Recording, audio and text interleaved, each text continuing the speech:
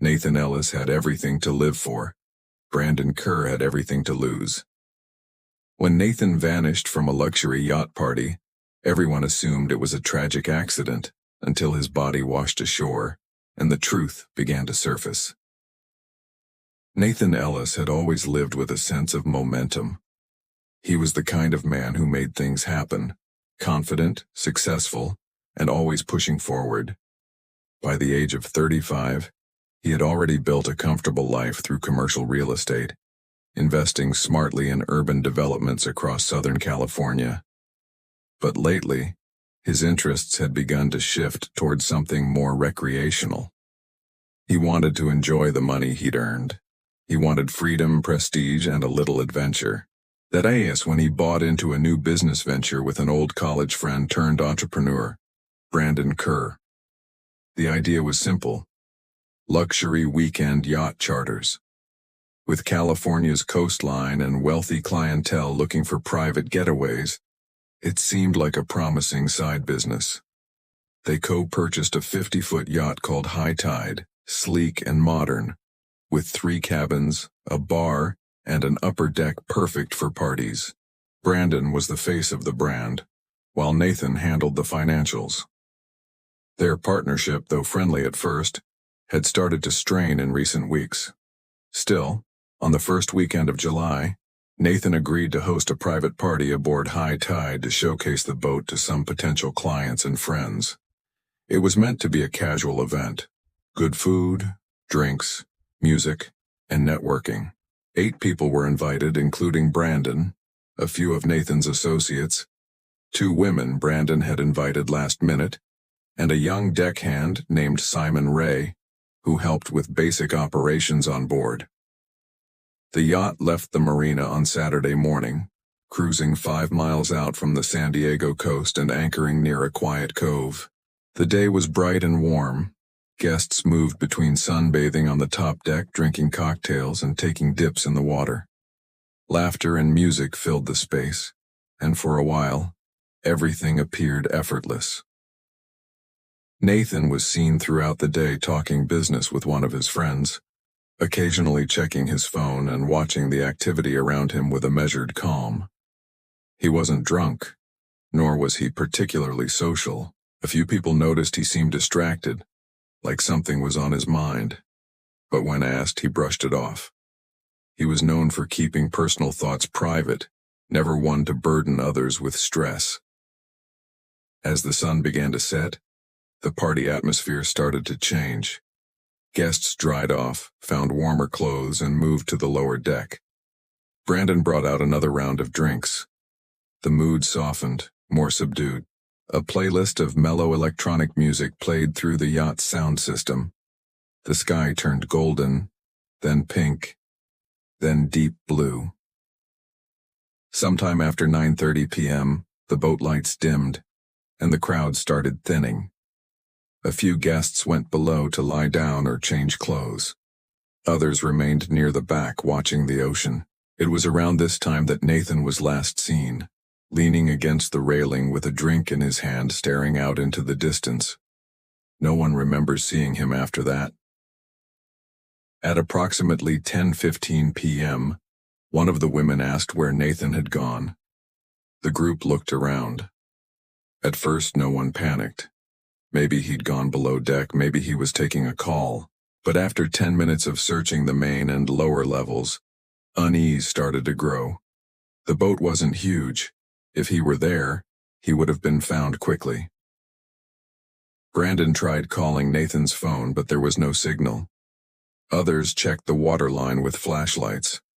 Simon Ray used the onboard spotlight to scan the surrounding ocean. Still nothing. There was no splash, no sounds, no evidence of a fall. But Nathan was gone.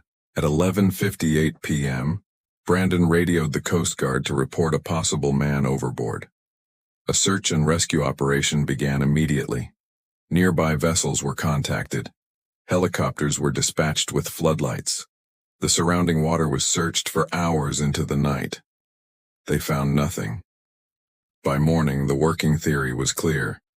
Nathan had been drinking, possibly unsteady, and fallen into the water unnoticed. If that had happened, survival chances would be slim. The ocean was dark and cold. Even a strong swimmer could be overtaken quickly. Most of the guests, including Brandon, gave statements supporting this version of events. They insisted there had been no arguments, no strange behavior, and no indication Nathan was in distress. The search continued into the next 2 days. On the third morning, a call came in from a lifeguard team about 12 miles north of where high tide had been anchored. A body had washed ashore just outside a state park. It was Nathan. His body was found lying face down in the sand, tangled in seaweed and debris. His wallet was still in his back pocket, but his phone was missing. He wore the same clothes from the party, light swim shorts and a linen button-up shirt. There were bruises on both his upper arms, dark and distinct, as if someone had grabbed him forcefully. The back of his head showed signs of blunt trauma, and his knuckles were scraped. These injuries weren't consistent with a simple fall. The body was transported to the medical examiner's office for autopsy. What came next shifted the case from tragic accident to suspicious death. The report showed there was not enough water in Nathan's lungs to indicate drowning. He hadn't died from falling into the sea. The blow to his head came before any contact with the water. There were no defensive wounds, but the pattern of injuries suggested he had been caught off guard, hit from behind, perhaps pushed. The bruises on his arms looked like fingerprints. The toxicology report confirmed a moderate level of alcohol in his system, not enough to render him unconscious, but enough to slightly impair judgment. It wasn't unusual, given the nature of the party, but what raised eyebrows further was the absence of his SIM card. His phone, when later found near a pier in a different neighborhood, had been waterlogged but intact and completely stripped of data. The SIM card was gone. Someone had tried to erase something. Rumors started to spread, whispers of business disagreements, of tension between Nathan and Brandon, of a confrontation below deck that evening, quiet and fast, witnessed by no one. It didn't take long for detectives to shift their approach. Nathan Ellis hadn't simply fallen off a boat. He had been silenced, and someone had tried to make sure no one ever found out why. The death of Nathan Ellis had officially shifted from a tragic accident to a criminal investigation. What had initially been reported as a possible fall overboard was now under the microscope of the San Diego County Sheriff's Homicide Unit. The bruises on Nathan's arms, the blow to the head, the missing SIM card, and the cleaned-up phone all pointed toward a deliberate act, not a mistake. Detectives began the process of reconstructing Nathan's final hours, starting with the people who had been there. The guest list from the yacht included 8 individuals: Nathan, his business partner Brandon Kerr, the young deckhand Simon Ray, 2 of Nathan's colleagues from his real estate firm, a woman Nathan had dated casually weeks earlier, and 2 women Brandon had invited through a social connection. They had all provided initial statements when the Coast Guard first boarded the yacht, but now detectives wanted a deeper look, interviews conducted separately, timelines mapped out, and electronic data examined. The first thing that stood out was that several guests remembered seeing Nathan and Brandon leave the upper deck together, shortly before Nathan disappeared. They didn't see any tension, but Nathan had seemed unusually serious throughout the day.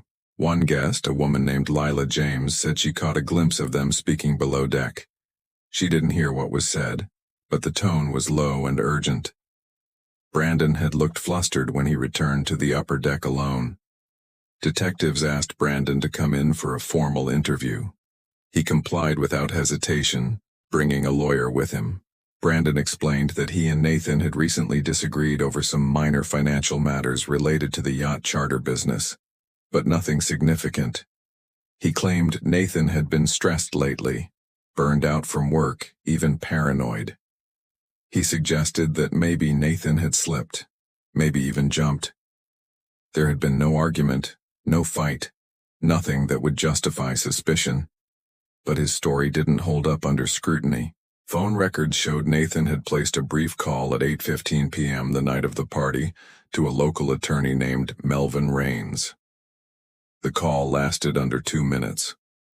When detectives contacted Raines, he revealed that Nathan had left a voicemail, saying he wanted to meet Monday morning to discuss dissolving a business partnership and transferring ownership of a shared asset. While Nathan hadn't named Brandon directly, there was only one partnership he was currently in: High Tide. This revelation led detectives to obtain financial records from the company Nathan and Brandon co-owned. What they discovered painted a more troubling picture.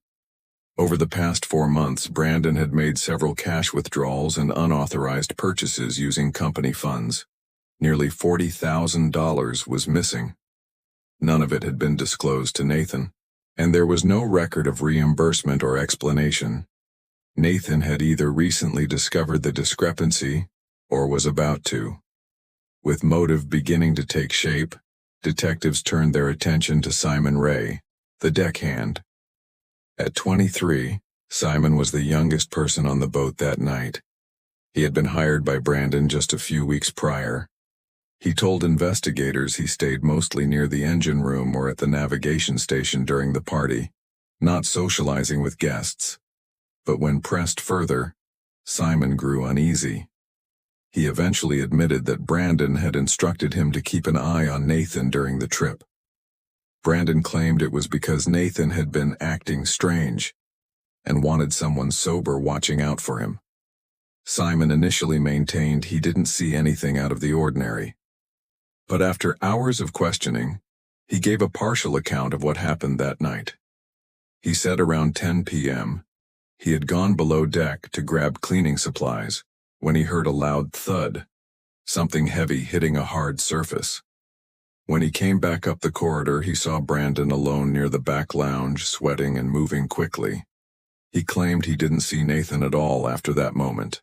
This statement alone wasn't enough to prove foul play, but it aligned with the medical examiner's findings and the timeline of Nathan's disappearance. Investigators then turned to the yacht itself, which had been returned to its marina and locked down as evidence. A forensic team conducted a full sweep of the boat, especially focusing on areas below deck. In a storage compartment beneath the rear lounge cushions, small blood stains were found, stains that had been partially scrubbed but not entirely removed. Chemical testing confirmed the presence of human blood. DNA matched Nathan Ellis. More concerning, in a shallow panel behind the boat's electrical wiring, detectives found a thin plastic bag taped in place. Inside was Nathan's SIM card. It had been intentionally removed from his phone and hidden where no one would casually look.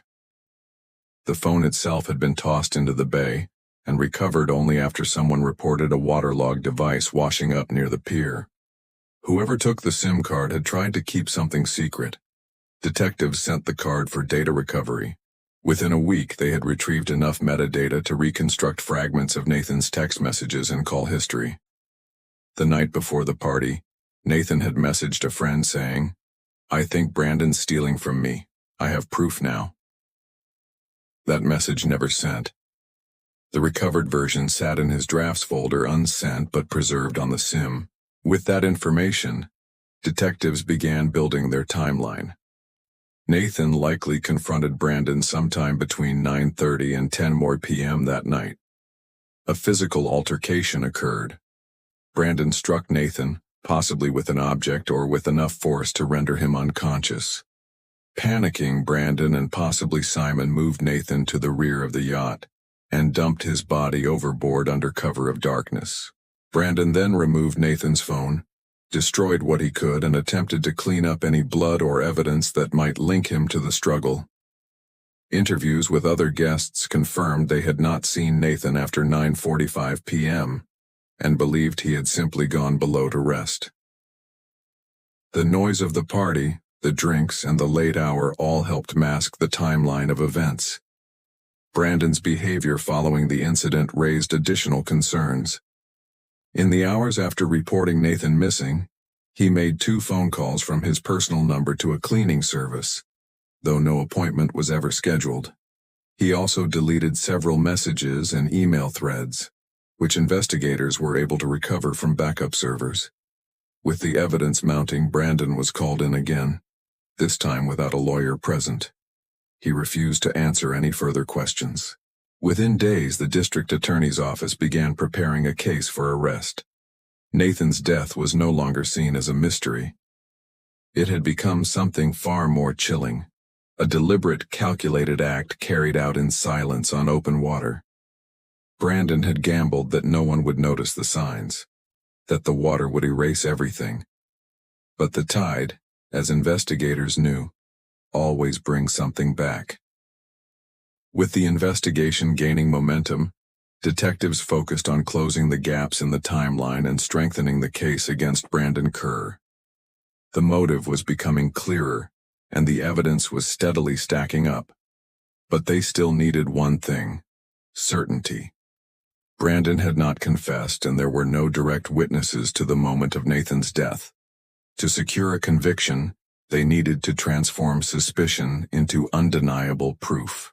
The forensic team expanded their examination of the yacht. They conducted luminol testing throughout the vessel, particularly in the lower corridors and storage areas. What they found confirmed their suspicions. Under a faint blue glow, traces of blood appeared in streaks near the bottom steps leading to the rear cabin. It wasn't a lot, but it suggested something had been dragged or moved through that space. The marks matched the height and width of Nathan's frame. In a small, narrow crevice beneath the main floorboards, investigators found a partial handprint in dried blood. It was smeared, but usable. It matched Nathan. Further testing of the yacht's rear railing showed minor damage. A small crack and fibers that matched Nathan's linen shirt snagged in the metal. Experts suggested this was likely the point where his body was pushed or lowered into the water. There was no sign of defensive struggle, but the positioning made it likely Nathan had been unconscious or incapacitated when moved. Everything suggested a rapid decision made in panic, not a premeditated plan.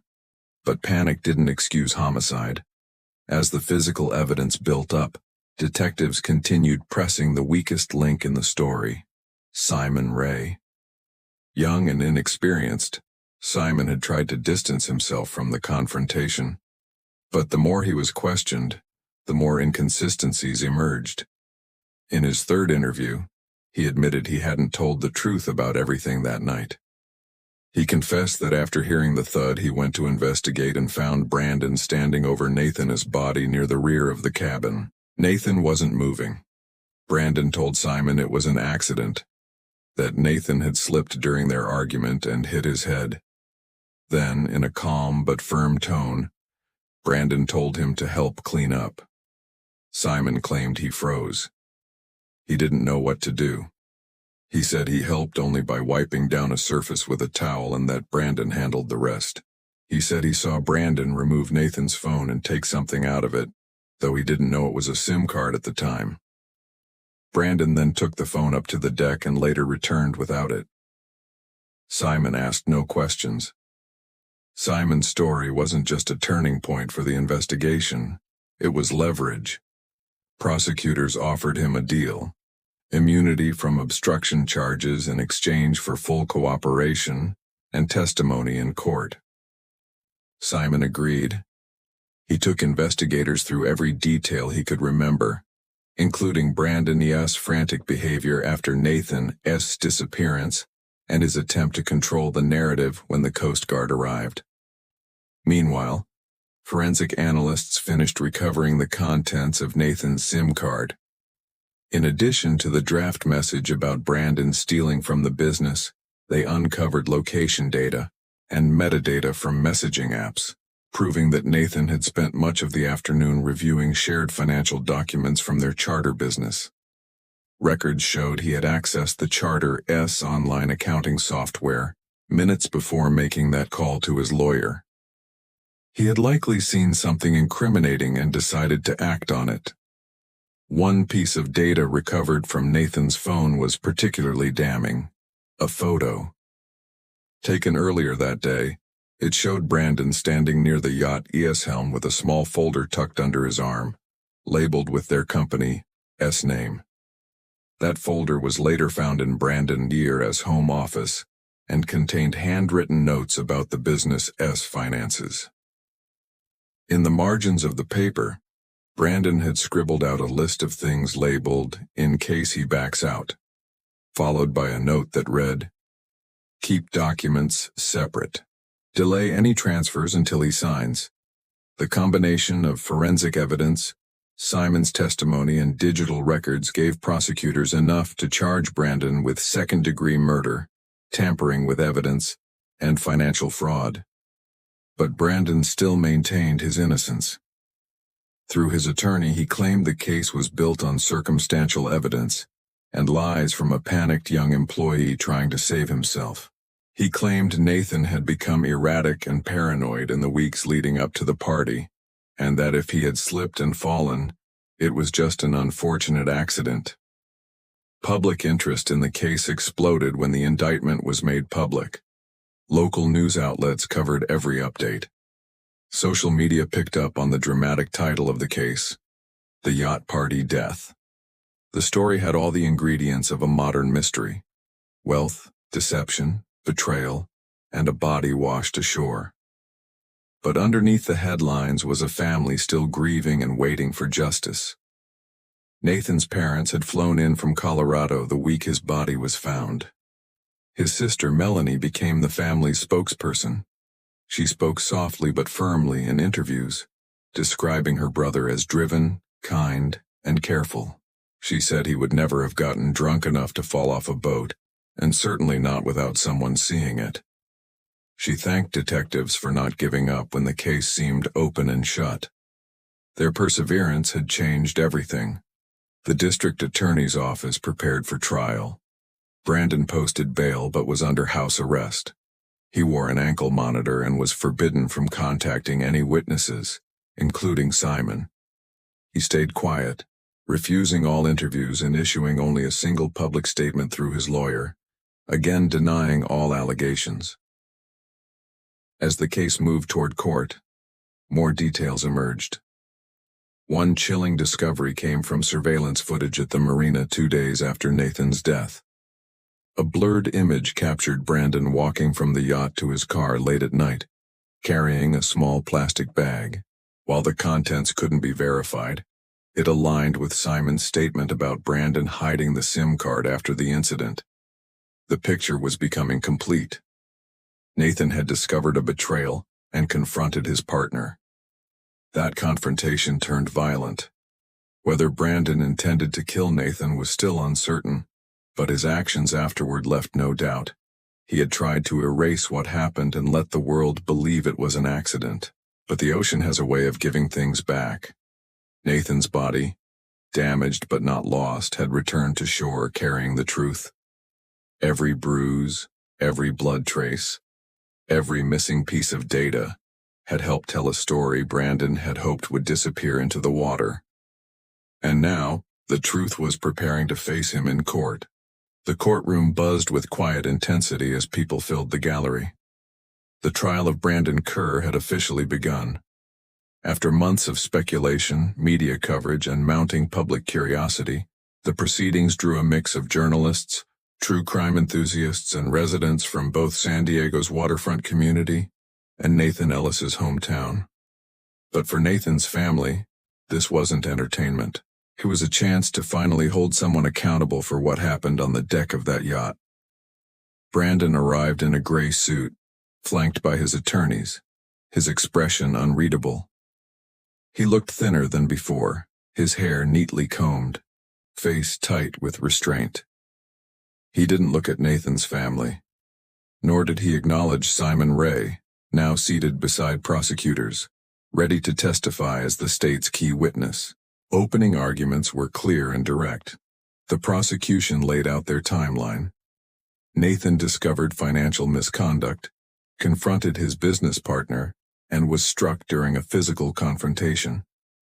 Afterward, Brandon panicked, removed evidence, and attempted to stage a disappearance. The prosecution emphasized the hidden SIM card, the bloodstains, and the suppressed testimony. They painted a picture of a calculated cover-up, not an accident. Brandon's defense team took a different approach.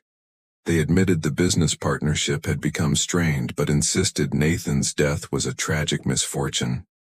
According to them, Nathan had been drinking and possibly slipped while alone on the deck. They said Brandon found him unconscious and, fearing he was already dead, acted irrationally. It was not premeditated. It was a mistake, not murder. The first few days of the trial centered on forensic evidence. Experts testified about the blood found beneath the lounge cushions and on the stairwell. Crime scene analysts demonstrated how luminol revealed drag marks consistent with a body being moved. A digital forensic specialist detailed the contents of Nathan A.'s recovered SIM card and explained how it had been deliberately removed from the phone. The jury saw images of the folder found in Brandon's home, with Nathan's handwriting, business notes, and the ominous scribbled reminders about delaying transfers and separating documents. None of it directly showed the moment of the crime, but piece by piece it told a story that was hard to ignore. Simon Ray's testimony was the turning point. He took the stand nervously, his voice quiet but steady.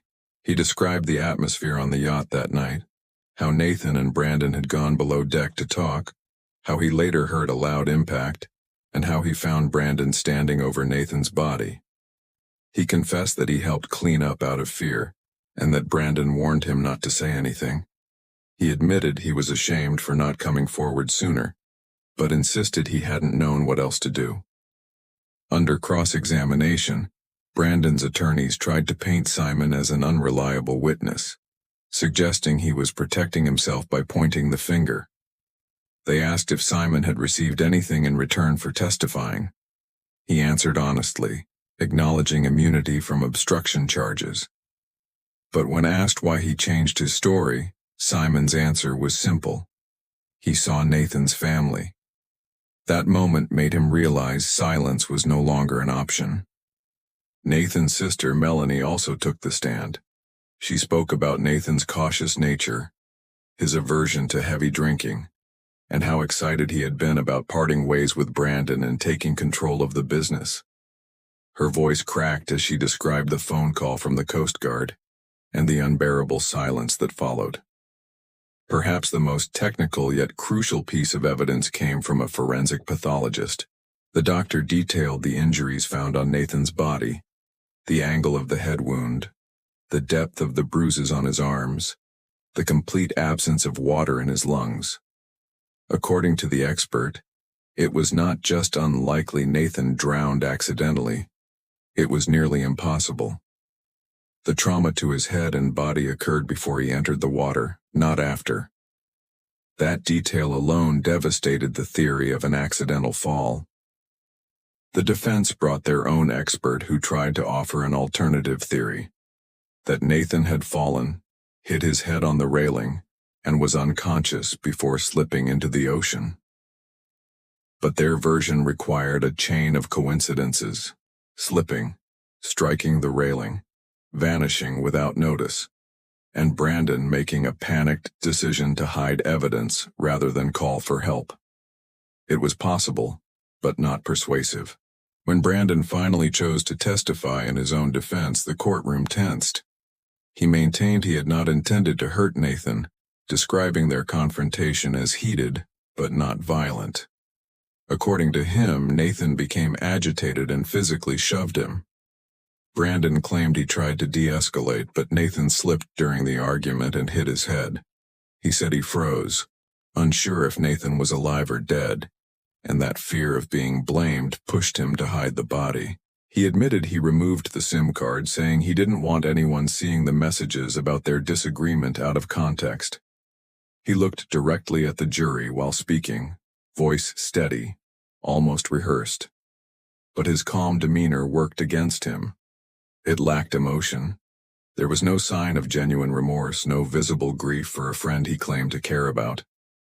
Instead, it sounded like damage control, The prosecution closed by piecing everything together: financial motive, forensic evidence, Simon's testimony, and Brandon's deliberate choices after Nathan's death. They reminded the jury that this wasn't just about what happened on the yacht. It was about what happened afterward: the lies, the cover-up, the erasure of digital trails. It was a story of guilt, not fear. The defense, in turn, asked the jury to consider the human element: how panic and poor judgment could lead someone to make terrible decisions in the heat of the moment. They asked them to see Brandon not as a murderer, but as a man overwhelmed by a tragedy he didn't know how to handle. After 3 weeks of testimony and 2 days of deliberation, the jury returned with a verdict. Brandon Ture was found guilty of second-degree murder and tampering with evidence. The courtroom was silent for a moment, then filled with soft murmurs as the weight of the verdict settled in. Nathan's family held each other, tears falling freely. Brandon stood motionless, his face pale, jaw clenched. At sentencing, the judge acknowledged the complex nature of the case but focused on Brandon's choices after the incident. He had a chance to do the right thing, and didn't. Instead, he tried to erase the truth. For that, the judge handed down a sentence of 28 years in state prison, with eligibility for parole after 22. Outside the courthouse, Melanie spoke briefly to reporters. She said they didn't come for revenge, only for answers. They had those now, and Nathan could rest. The story that began as a disappearance at sea ended with a trial that revealed how greed, fear, and betrayal could lead to a life lost and a legacy tainted. Brandon Ture tried to silence the truth, but the tide, relentless and unyielding, had brought it back. After the sentencing, the waves of attention that had surrounded the trial began to fade. News crews packed up, headlines shifted to newer scandals, and public interest moved on. But for those closest to Nathan Ellis, the aftermath was only beginning. Justice may have been served in the courtroom, but the reality of his absence was something no verdict could mend. Nathan's family returned to Colorado with heavy hearts. His parents withdrew from most public life, their grief quiet and private. His sister Melanie, though exhausted from the process, felt a responsibility to make something meaningful come from the tragedy. She began working with an organization that provided support to families of victims involved in unresolved or suspicious deaths. Through this work, she began to heal, slowly replacing pain with purpose. She also launched a scholarship fund in Nathan's name, directed at students pursuing ethical business practices and entrepreneurship, hoping to preserve the integrity Nathan believed in. Back in California, Simon Ray struggled with his own version of recovery. Though he had received immunity, the emotional toll of what he witnessed and concealed lingered. He kept his distance from public interviews and spent months in therapy, working through guilt and fear. Eventually, he moved out of San Diego and started over in Oregon, leaving behind the ocean, the yacht, and the night that would always live in his memory. Brandon Ture began his sentence at a medium-security prison in Central California. Despite the press attention, he received no special treatment. Former business associates distanced themselves, and the yacht charter company was dissolved. The High Tide was sold at auction to a private buyer, stripped of its brand and repainted under a new name. Its sleek decks and luxurious interiors now carried a hidden history, one that few would know unless they looked deeper. For many, it remained just a beautiful boat. For others, it was the scene of a quiet killing.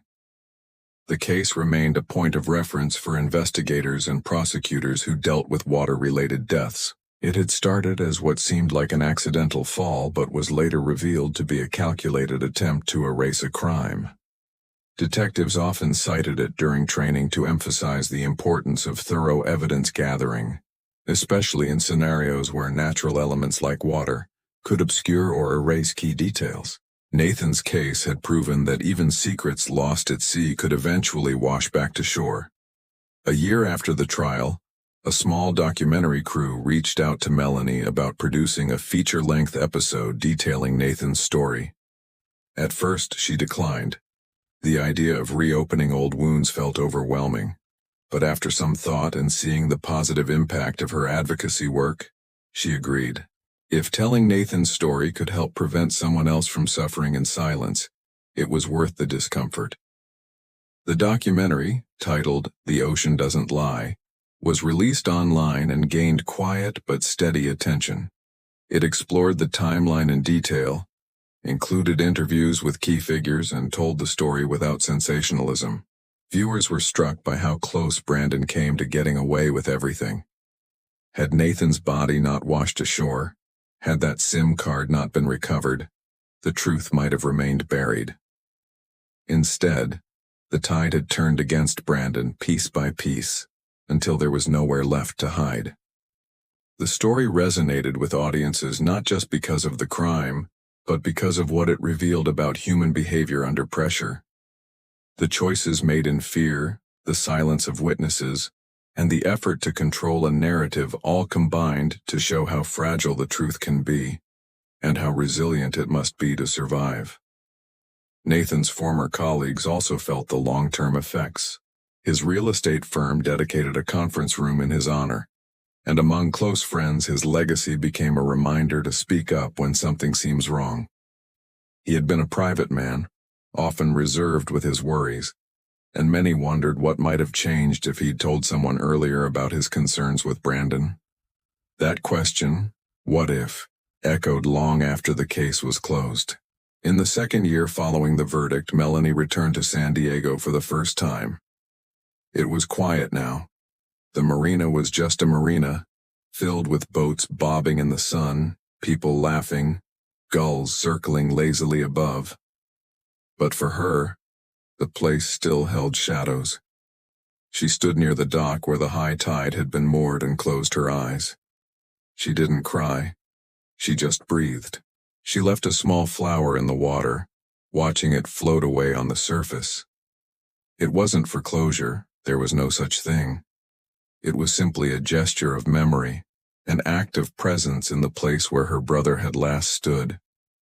Time didn't erase what happened, but with each passing season, the story became less about the crime and more about the people affected by it. Brandon's name faded from headlines, his future sealed in the confines of a prison. Nathan's name, by contrast, became part of something larger, a quiet legacy of integrity, resilience, and the stubborn refusal of the truth to stay buried. Even the ocean, with all its vastness and mystery, had played a role. It had swallowed a body but returned it. It had carried away evidence but couldn't erase it, and in doing so, it had unwittingly become the witness no one expected. In the end, that was what stood out most. Not the violence, not the betrayal, but the silent persistence of truth. It had been pulled down, covered, hidden, and nearly forgotten. But like the tide, it had come back. Quietly, relentlessly, until someone had to answer for what they tried to conceal.